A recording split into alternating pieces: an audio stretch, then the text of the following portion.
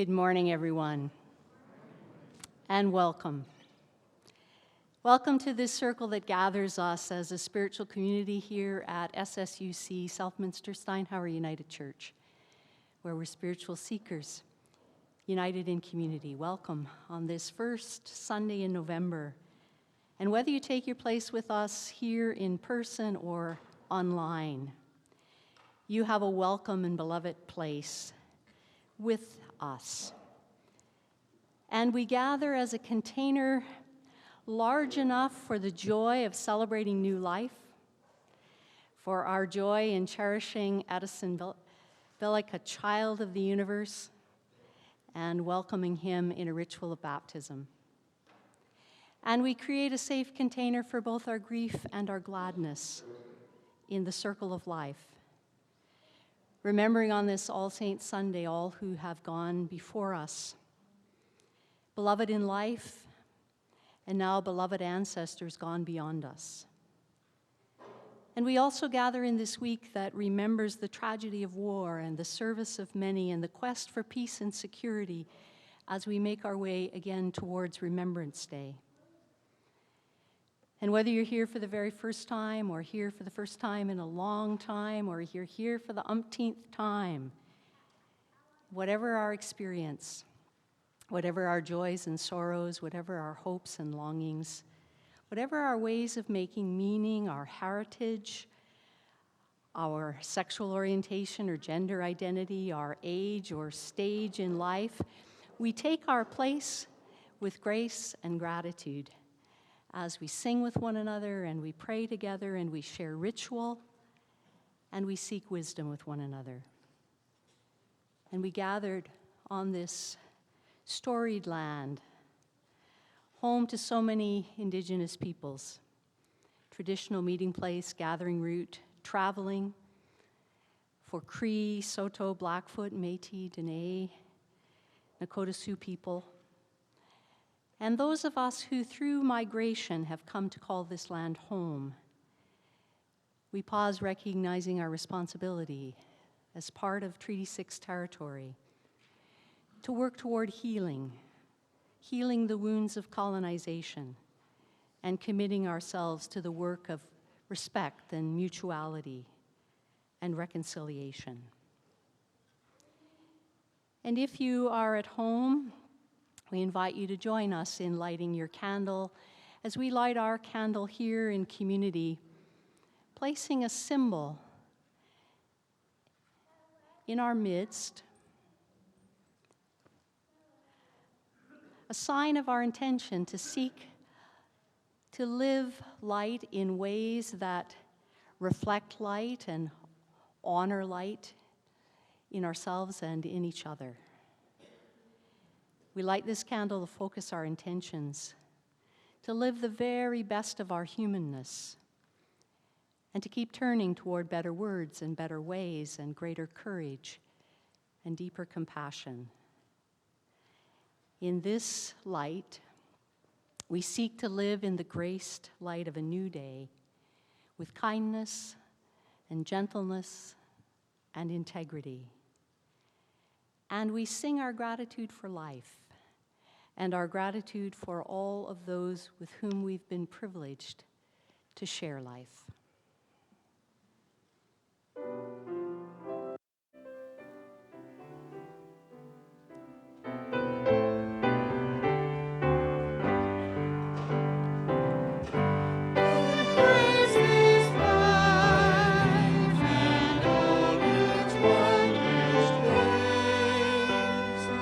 Let go of fear and in our heart be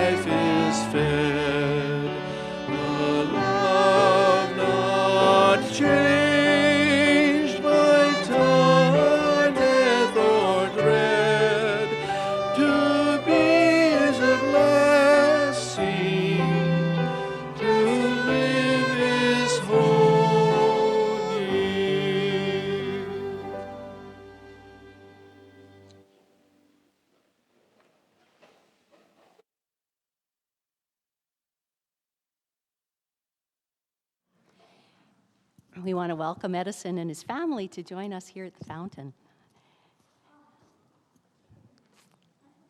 And godparents too.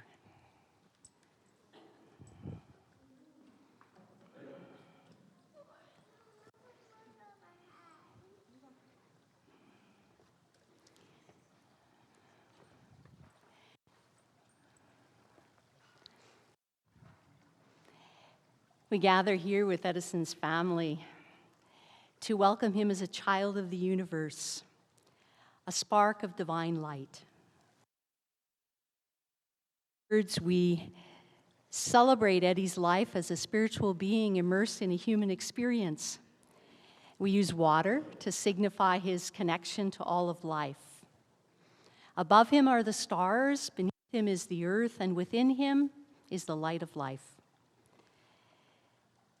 We bless Edison with this water that, like the earth, his life might be grounded. And we share the gift of light with him with the prayer that his spirit may shine.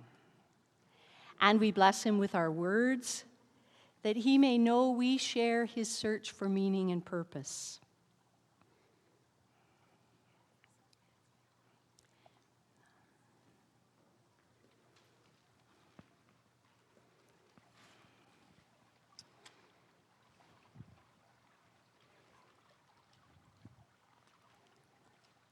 So Paige and Matthew, I ask, what name have you given to this child? Edison Billick. Edison Lewis Reeves Billick.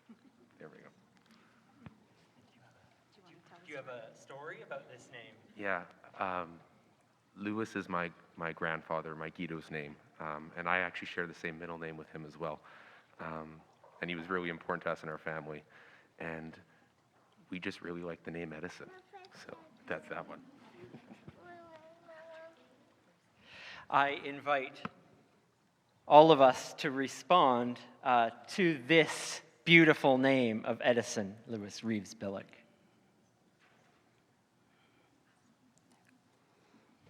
We welcome you to the embrace of this community. You always have a place in this circle. We invite you to nurture your spiritual life with us. Paige and Matthew, do you seek to live with a sense of Eddie's belovedness and to live with a consciousness that each of us are part of an all-encompassing spirit in which we live and move and have our being? We do. Do you seek to provide opportunities for your child to learn and live the wisdom of Jesus of Nazareth and the other great wisdom teachers, embracing discovery and creating possibilities for him to experience the sacred more deeply? We do. Do you seek to live with an open heart, open to the spirit of life that is within you, is among us and between us, open to the wounds and joys of creation and the needs of the world? We do. And do you seek to teach Eddie to celebrate the sacredness of life, to cultivate a spiritual life and live with respect in creation, to love and serve others, to seek justice and to know goodness? We do.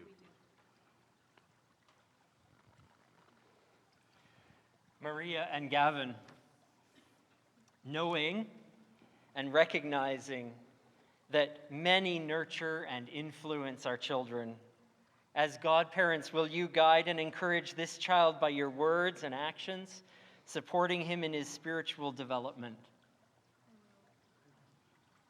Will you seek to share your wisdom and experience with this child, helping him to learn enduring values that will ground his life in meaning and purpose?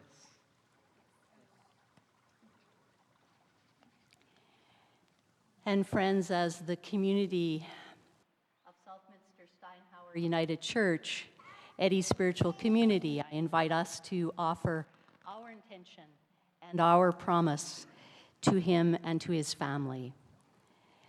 We commit ourselves to be a source of support and encouragement to your family. We offer to share our stories, our wisdom, and experience with you. And we welcome you and your child to journey with us as we seek to deepen the awareness of our spiritual essence and our social responsibility.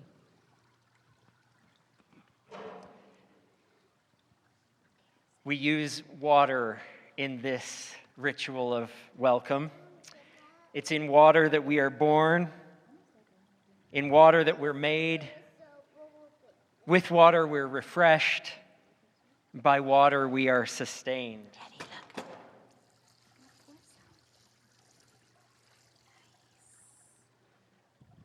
It's with this water that, Edison, you will be welcomed and celebrated.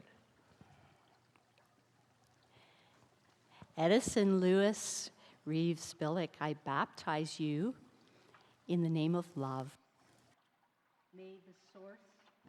May the source of love be your strength.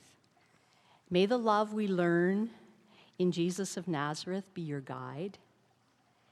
And may the spirit of love, from which we come and to which we return, be your wisdom today and always. I have some people I'd love for you to meet. You and Mom want to come with me?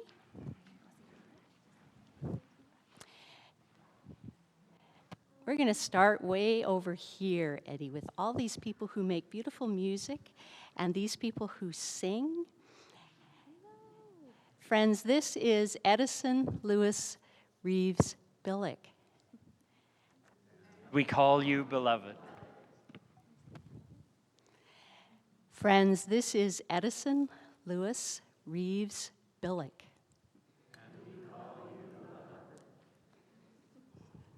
Here's some people you know. Friends, this is Edison Lewis Reeves Billick. And then here's a lot of people you know. Friends, you know who this is. This is Edison, Eddie, Lewis Reeves Billick, and we call you beloved.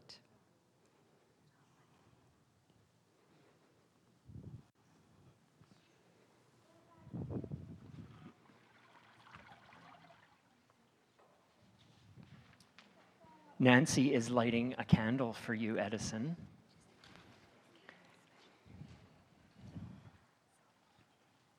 And we are going to ask you to receive this candle. Oh, yeah. Give it to Matthew. We'll give it to Dad. In the interest of safety. Billick family, receive this candle that symbolizes the light that shines in Eddie. May it be a reminder of his light that joins with ours and with the entire cosmos. May you share this story of this day often, that he may know that he's loved and embraced, come what may. May the blessing of a shared life of love and light be alive in you today and with you always. May it be so.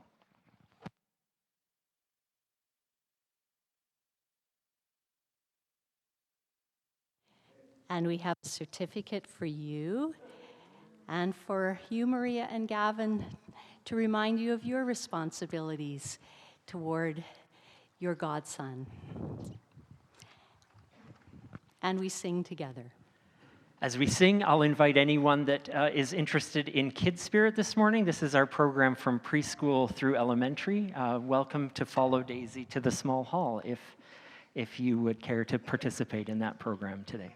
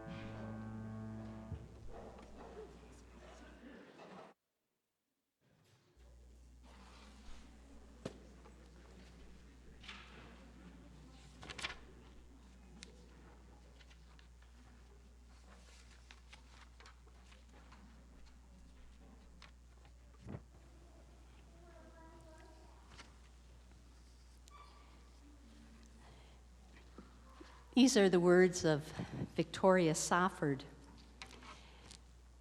a Unitarian Universalist minister, in a reflection she entitled In Between. One afternoon some time ago, I brought my baby out to visit a very, very old neighbor who was dying that year, quietly and gracefully in her gracious home. We were having a little birthday party for her with sherry and cake and a few old friends gathered around her bed. To free a hand to cut the cake, I put my baby down right on the bed, right beside her on the pillow. And there was a sudden hush in the room, for we were all caught off guard, beholding. It was a startling sight. There in the late afternoon light, there were two people side by side, two human, merely beings. Neither one could talk, neither one could speak, not in a language we could understand. Both utterly dependent on the rest of us bustling around, masquerading as immortals. There they were, a plump one, apple-cheeked, a cherry tomato of a babe, smiling, and a silver-thin one, hollow-eyed, translucent, shining, smiling. We revelers were hushed because we clearly saw that these two were dancers on the very edge of things. These two were closer to the threshold, the edge of the great mystery, than any of us had been for a very long time, or perhaps would be for a while. Living, breathing, smiling they were, but each with one foot and who knows how much consciousness firmly planted on the other side, whatever that is. Whatever that is, the starry darkness, from whence we come and whither we will go in time. Fresh from birth, nigh unto death, bright-eyed, they were bookends there, mirrors of each other, radiant. Cake in hand, napkins, knife, glasses, a crystal craft, a century old. We paused there on the threshold of our momentary lives. Then, what shall we sing, said someone, to the silence, to the sunlight on the covers, to the stars. It was the only question. Then as now, years later, what on earth shall we sing?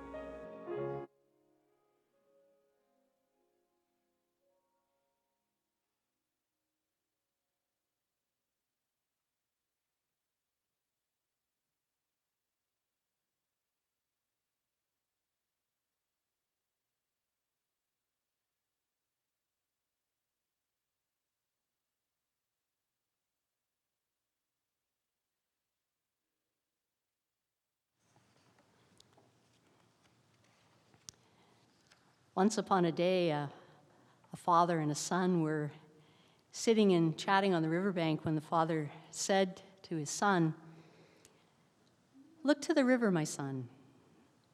Water is so important in life. Without water, we all die."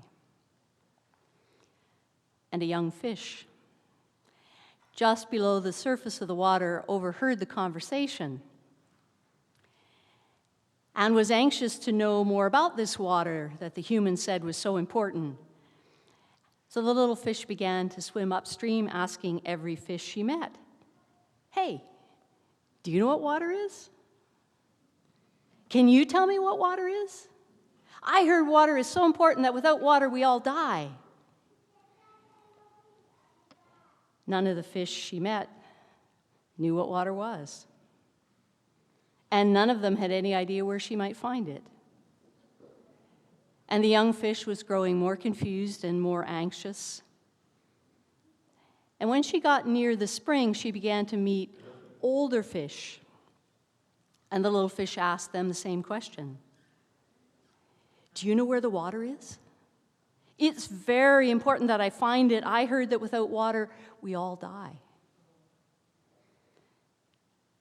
And one of the older fish replied, ever so wisely, "Don't be anxious, little one. It's true that without water, we all die.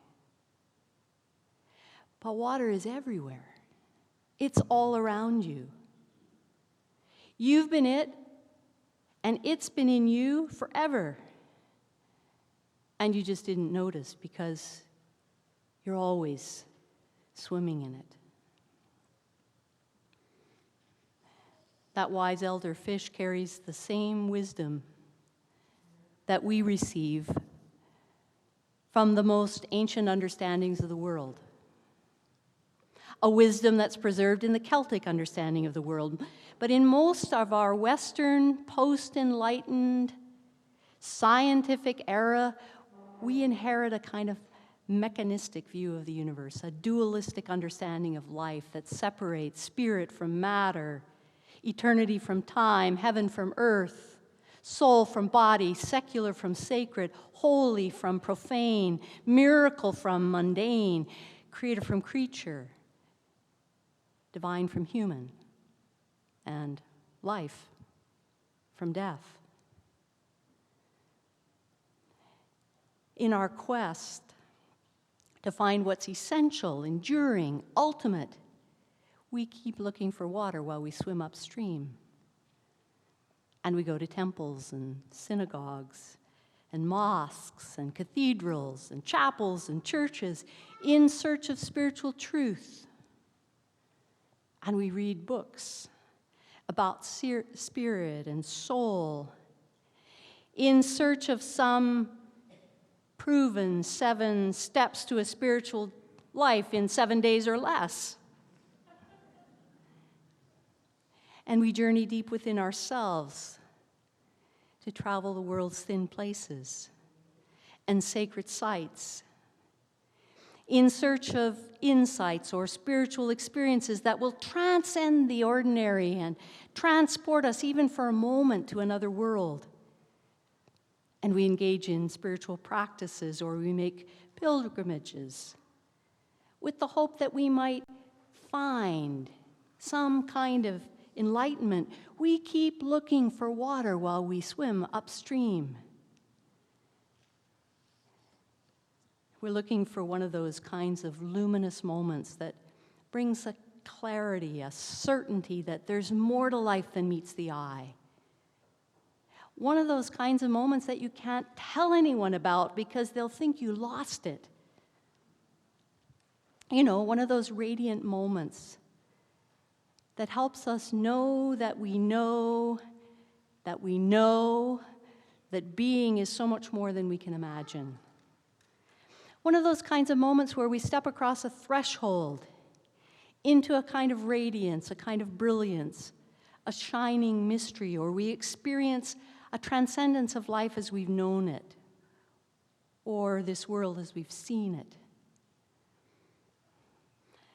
I want to share a story from the first century, when the friends of Jesus were a whole lot like that little anxious fish in search of water. They were feeling desperate about their survival. They were weary and they were afraid when they stumbled across a threshold. The story goes something like this. Jesus took Peter, James, and John and led them up a high mountain apart by themselves. And he was transfigured before them, and his clothes became white, such as no one on earth could bleach them. And with him came Elijah and Moses, who were talking with Jesus. And Peter said to Jesus, "Teacher, it's really good for us to be here. Let's make 3 booths, one for you, one for Moses, one for Elijah." He didn't know what to say. They were terrified. A cloud overshadowed them, and from the cloud they heard a voice saying, "This is the beloved. Listen to him." And when they looked around, they didn't see Moses or Elijah anymore. They only saw Jesus, their teacher. We have 3 accounts of that first century story. They all relate an experience where somehow Jesus appeared radiant to his friends, and they felt they were no longer alone with their teacher, but they were in the presence of their mentors and guardians of their tradition, talking with their most famous ancestors. And they became shrouded in a cloud that seemed to speak to them just as powerfully as it was said to have guided their ancestors through the wilderness. And then in no time at all, the pilgrimage was over.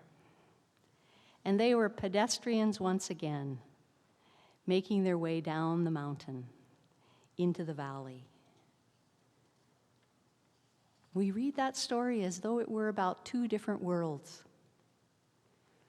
The sacred that they so easily sensed up there on the mountain, and then that mundane world to which they returned in the valley. But with eyes to see and ears to hear, that world to which they returned in the valley could have seemed just as luminous,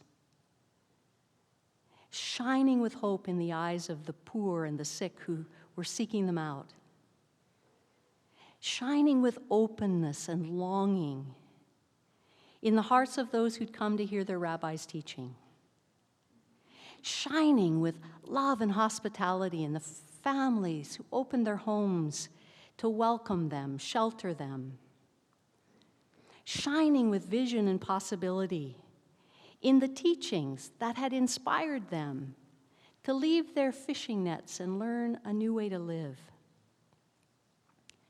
But we so easily separate life into ordinary and extraordinary, like fish swimming upstream in search of some holy grail that's separate and distinct, outside of ourselves and this shining world in which we live and move and have our being.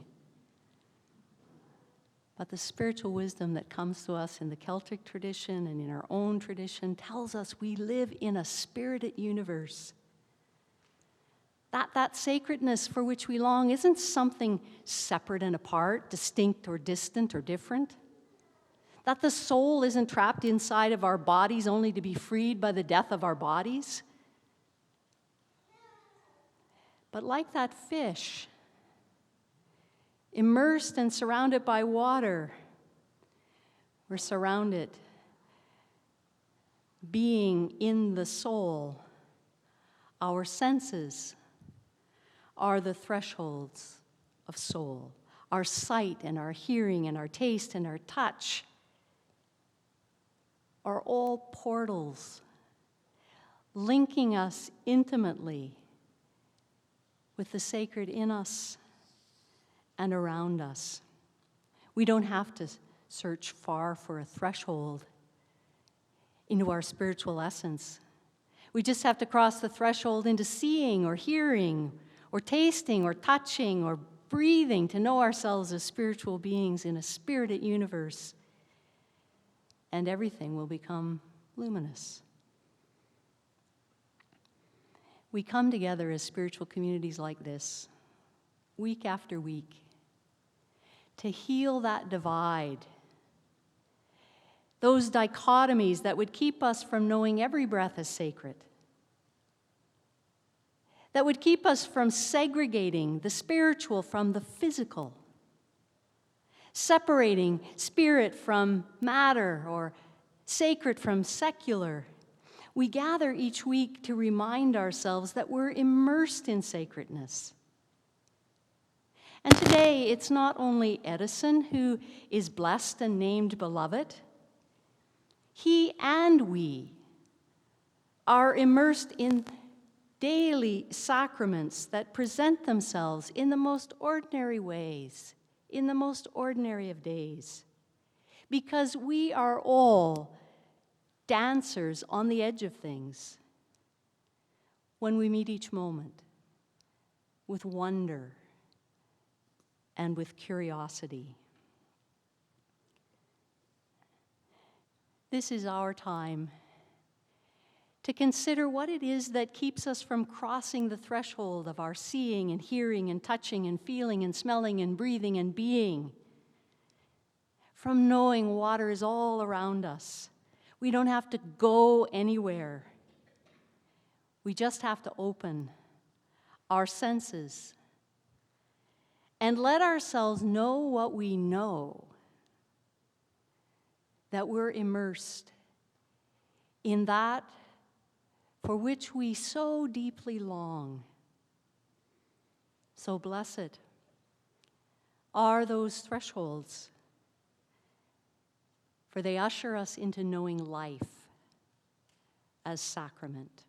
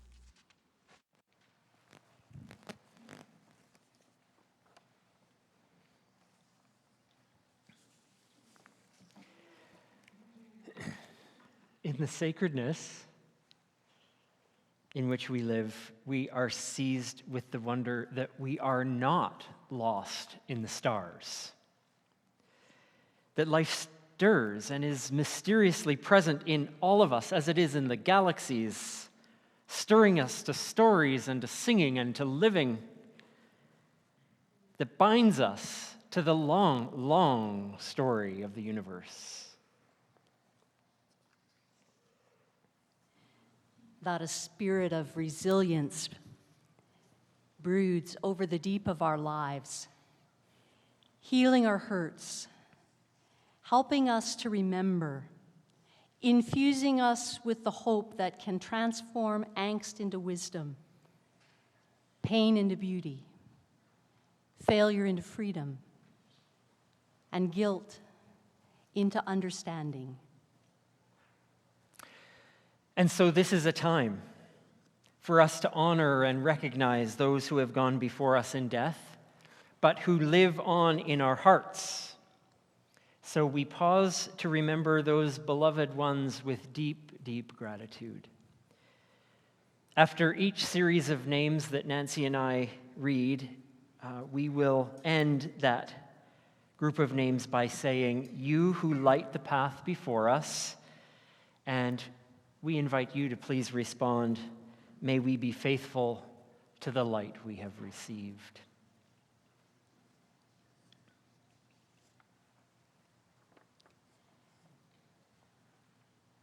Louise Adams, Ron Adams, Wendy Adams, Lorna Allen, Martin Anderson, Margaret Ann Armour, Bertha Ayers, Brian Barkwell, Kevin Barkwell, Rick Barkwell, Stanley Bessie, Noreen Blackerman, Macy Boys, Annie Braun, Henry Braun, Andrea Berder, Alvin Buckholz, Mona Buckholz. You who light the path before us, May we be faithful to the light we have received.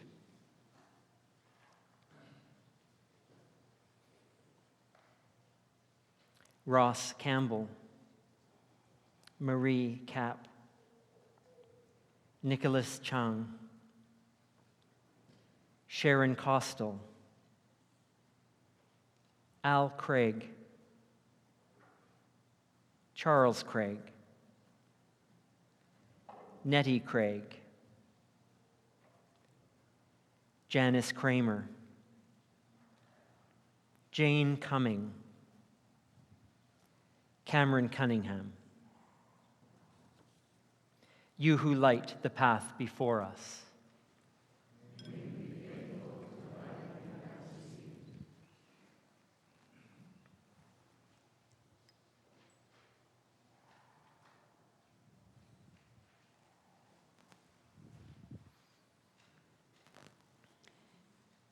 Tony Darts,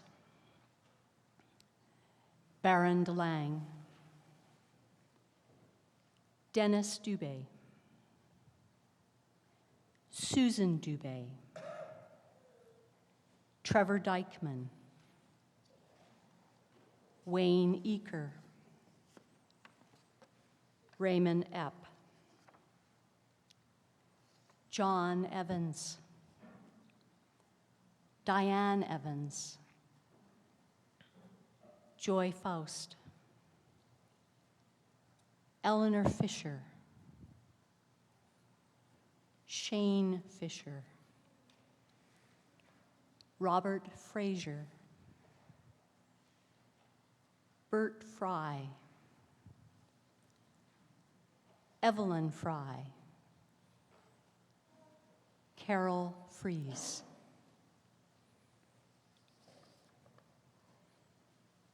You who light the path before us, May we be faithful to the light we have received.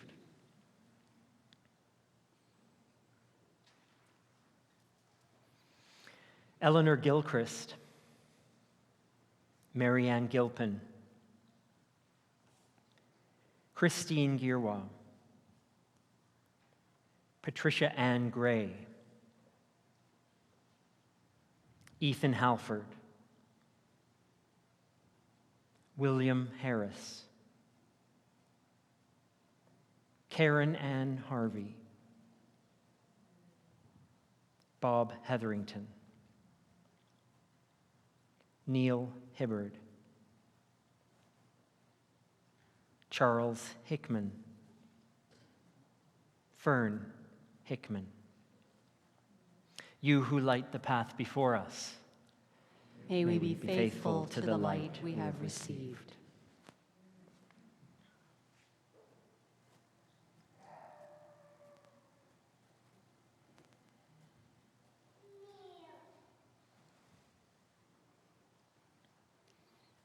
Margaret Hickmott, Chris Hook, Anne Hook, Eugene Hunter, Margaret Hunter, Barb Hurl, Larry Hurl, Wilda Hurst, Karen Jensen, Arnie Johnson, Bob Jordan, Jean Jordan, Shirley Junk, Dorothy Kelker, Doug Kelker, Andrew King. You who light the path before us, may we be faithful to the light we have received.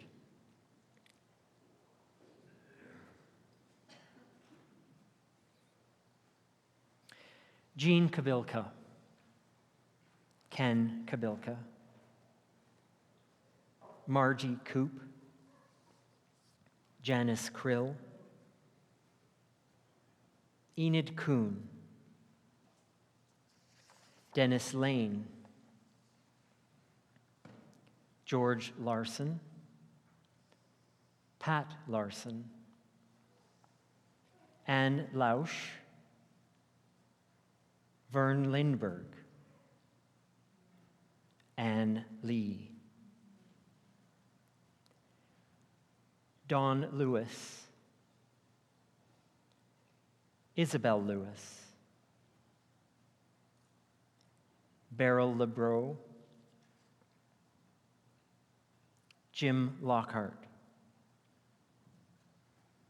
Doris Mackay, Shane McInnes,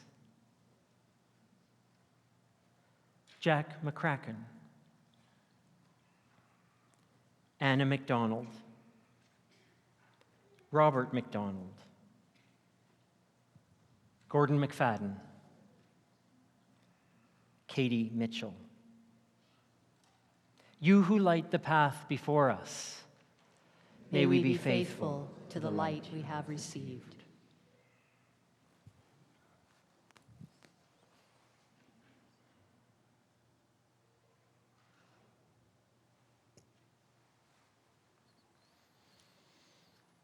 Joel Murphy,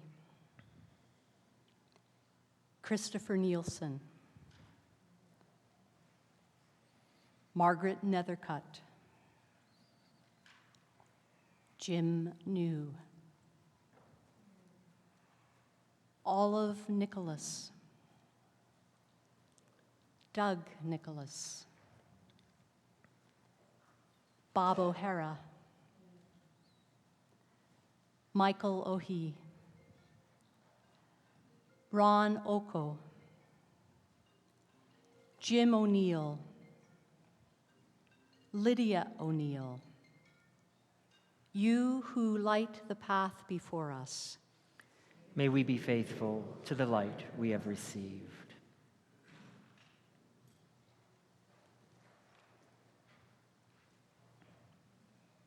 Linda Pace, Malcolm Pace, Jim Patton, Mia Paul, Agnes Pauls, Jacob Pauls, Mary Peterson, Joan Phillips, Janet Potvin, Jewel Potvin, John Powell. You who light the path before us, may we be faithful to the light we have received.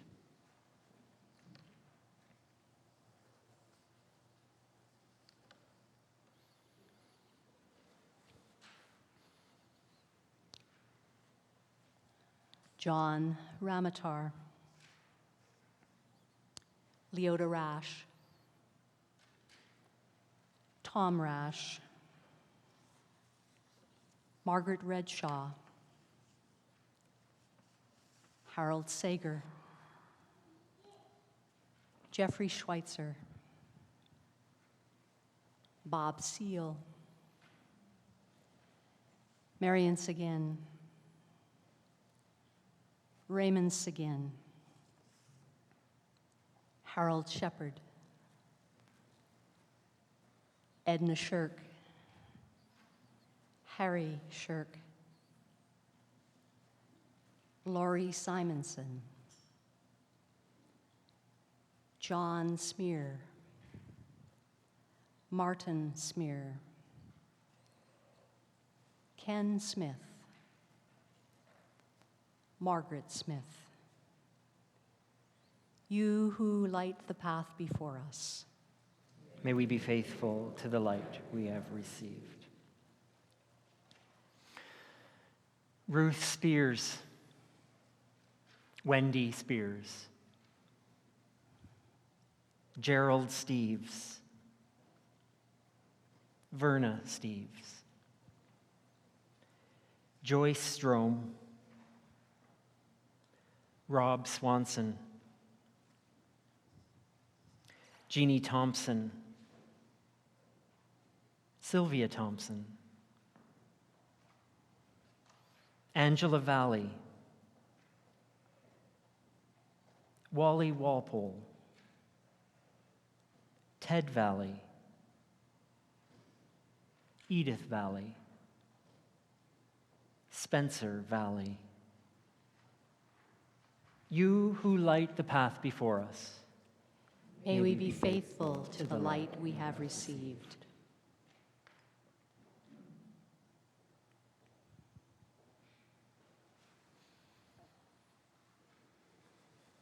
Millie Waring, Richard Waring, Paul Wharton, Ken Williamson, Iva Wood, John Wood, Michael Warren, Thelma Warren, Cameron Wright, Barb Wright, Dolores Wyatt, Dennis Young, David Zingle, you who light the path before us. May we be faithful to the light we have received.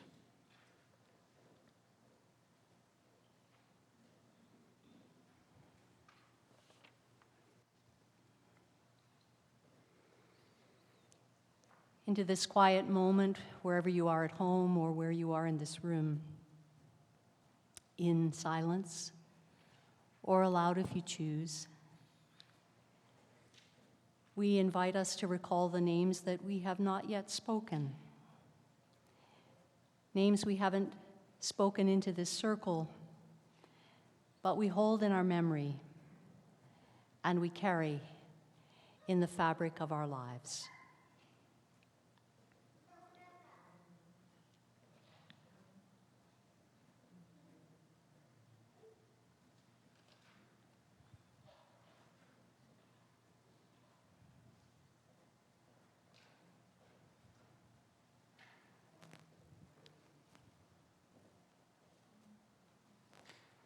You who light the path before us.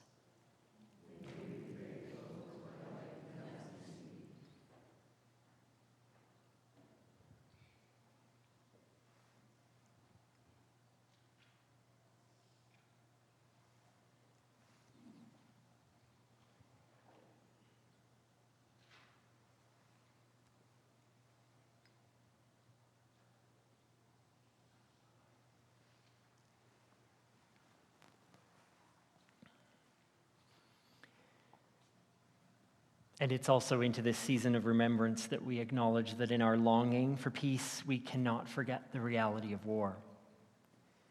We remember all that has been lost to war: children, women, men, plants, animals, homes, schools, places of meeting, places of prayer.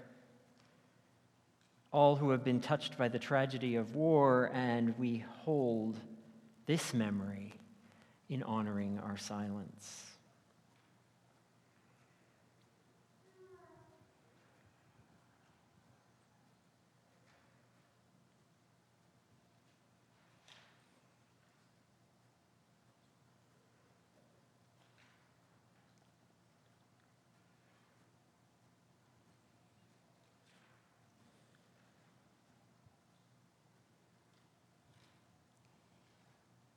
In the gentle and fierce light of all that has gone before us, may we burn fully and faithfully all the days of our lives as light into light.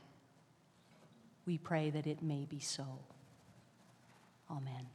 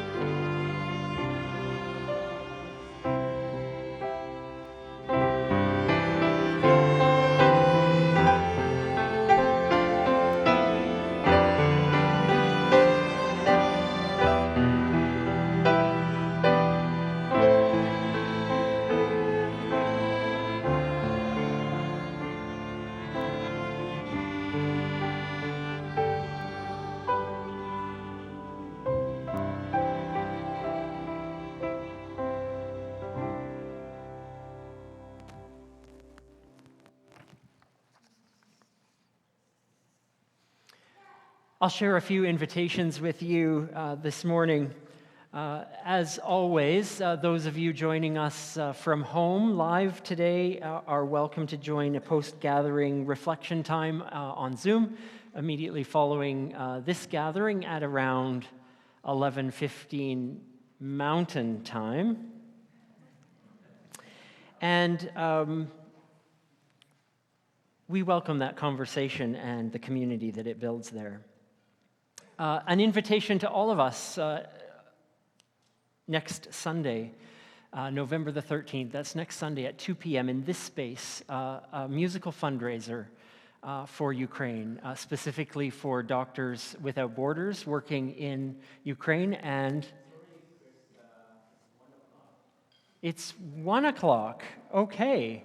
We would all have been late without a time change to blame for it. Thank you, Richard. We will enjoy that concert at 1 o'clock next Sunday. Please come. There will be just a free will basket that you can offer donations to that wonderful cause, and we have the chance to hear some wonderful chamber music in this space next weekend. Young families, couples with no kids, grandparents and their grandchildren, whomever would like to come and enjoy dinner and games on Friday, November 18th at 6 p.m. Come out again here to this place, and we'll feed you dinner. We'll have a pizza dinner, and we'll enjoy whatever games you bring, or we'll have a few here, and we'll have some games for kids and for the grown-ups as well. So please consider that. We are looking for numbers, so either sign the sheet in the foyer if you're interested, or get in touch with us by email or text or call or whatever works for you. We have a Christmas dessert evening fundraiser coming up, and I think, Bill, you're going to update us on that exciting event coming up. Thanks, Chris. I feel I've just crossed the threshold from the comfort of a seat in the back row to standing at a lectern. But I'm here just to talk about the dessert party we're proposing for 4 weeks from last night, December 3rd. Marg and Marilyn talked about it last week. Marilyn, stand up for a minute. Marg's away. Joy is my wife, and she's going to help out as well. But Joy is going to be in the foyer with a sign-up sheet for people that will help us put this all together. 4 of us can't do every little task, so we're just looking for names for people that would be willing to come a little bit early or during the session, or a little bit after, to help with setup, cleanup, and that sort of thing. We'll not give you specific tasks yet, but we'll get your phone numbers and we'll talk to you later and ask if you can do things. Thank you very much. This is part of our, we're looking for donations, and that will help our fundraising for the church. Thank you. Oh, one other thing, David Mayer put a note in the messenger about shopping grocery cards. I'm going to help him out while he's away. I'm going to be at the back here in the foyer there. I will have some cards available for sale if anybody needs to buy grocery cards. We've got a limited supply right now, but hopefully we can clean those up and start again. Thanks.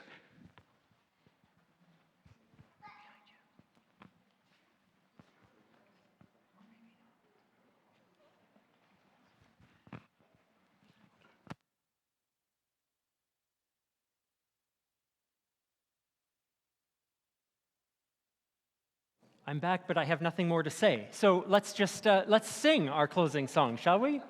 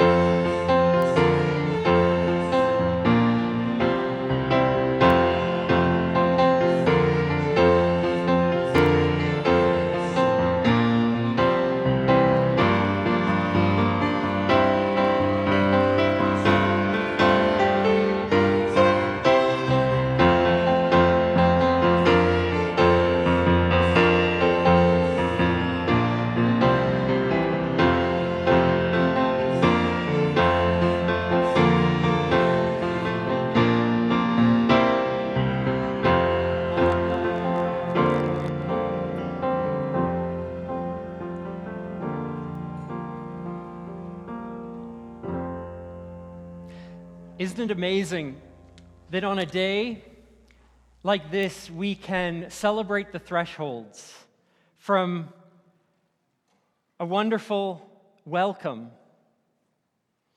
of the joy of life in Edison, to the names of remembrance that live and dwell in our hearts and our memories. And all together we call this life, we call it sacred. And we go into this week, into that sacredness, with the light of life, the light of death, the light of joy and sorrow, and call it one. This is what it is to live, and we take it with us with the strength of community to go with it.